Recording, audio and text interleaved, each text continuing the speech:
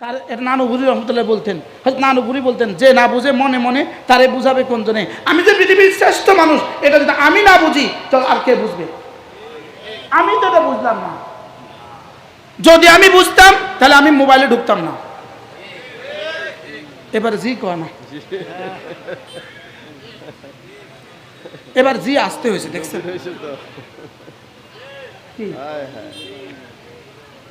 শ্রেষ্ঠ মানুষ যারা, সমাজের দামি মানুষ যারা, সমাজের দামি মানুষ যারা, এরা বেদাবি কাজ করে না। দামি মানুষ যারা এরা কি করে না বলেন? এরা বেদামি কাজ করে না। দামি মানুষ বেদামি কাজ করে না। উদাহরণ দিলে কেউ মনে কষ্ট পাবেন না, কেউ মনে কষ্ট পাবেন না। ডিসি সাহেব সাইকেল চালায় না।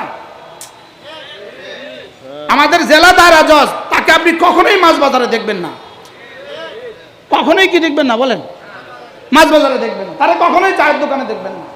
না, এটা ওনার শানের খেলাফ। বলেন, এটা ওনার শানের কি? তাইলে বোঝা গেছে হাজারো রেস্ট্রিকশন আছে ডিসি সাহেবের জন্য, হাজারো রেস্ট্রিকশন আছে এসপি সাহেবের জন্য, হাজারো রেস্ট্রিকশন আছে টিউনো সাহেবের জন্য, হাজারো রেস্ট্রিকশন আছে জজ সাহেবের জন্য, তাহলে হাজারো রেস্ট্রিকশন আছে ইমাম সাহেবদের জন্য। আমি মনে বুঝাইতে পারি নাই। কি আছে বলেন?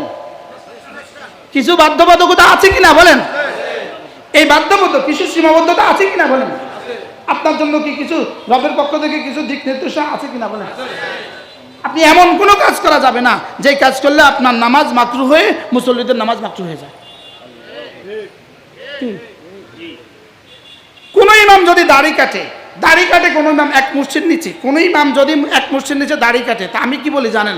দাড়ি যদি তোকে কাটতে হয় তো ইমাম হইলি কেন? আর ইমাম যদি হইতে হয় দাড়ি কাটলি কেন? কি বলছি বলেন তো, বলেন না। দাড়ি যদি কাটতে হয় তো তুমি ইমাম হইলে কেন? কথা বলেন। আর ইমাম যদি হইতে হয় দাড়ি কাটলে কেন? এরকম ইমাম আছে না নাই? তাহলে ইমাম সাহেবদের জন্য এটা করা যাবে না। খুদা না খাস্তা কিছু কিছু ইমাম যদি টাকুর নিচে পায়জামা পরে, আমি বলি আপনি যদি ইমামই হয়ে থাকেন তো টাকুর নিচে পায়জামা পরলেন কেন? আর টাকুর নিচে পায়জামা পরাই যদি আপনার ভালো লাগে তো ইমাম হলেন কেন? বুঝাতে পারলাম না মনে কি ভাই? তাইলে বোঝা গেছে এই জাতীয় হাজারো বিষয় আমার জন্য আছে যেগুলো থেকে আমি ইমাম মুয়াজ্জিন বেঁচে থাকতে হবে। আল্লাহ কইবেন ইমাম মুয়াজ্জিনদের ওয়াজ করার লাগে না আমরা আনছি। একজন ইমাম ঠিক হওয়া মানে পুরো সমাজ ঠিক হওয়া। বলেন, একজন ইমাম ঠিক হওয়া মানে কি? পুরো সমাজ ঠিক হওয়া।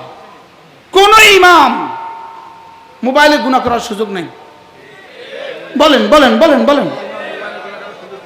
একবার জেলা জামে মসজিদে আমাদের ইসলামী মজলিসে এই পুলিশ ট্রেনিংয়ের এক সেন্টারের একজন পুলিশ অফিসার আমাকে বলেছেন, হুজুর আমার মসজিদে একজন ইমাম দিতে হবে যার কাছে মানুষ পানি পড়ার লেগে আসে। আমি বলি, স্যার আমাদের কাছে ওই যোগ্যতা কোথায়? কোন যোগ্যতা দিয়ে বুঝবো কোন ইমামের কাছে পানি পড়া নিতে আসে? হুজুর এই যোগ্যতা তো সহজ, ইমাম সাহেব যদি ছোট মোবাইল ব্যবহার করে, বড় মোবাইল ব্যবহার না করে তো মানুষ পানি পড়া নিতে আসবে।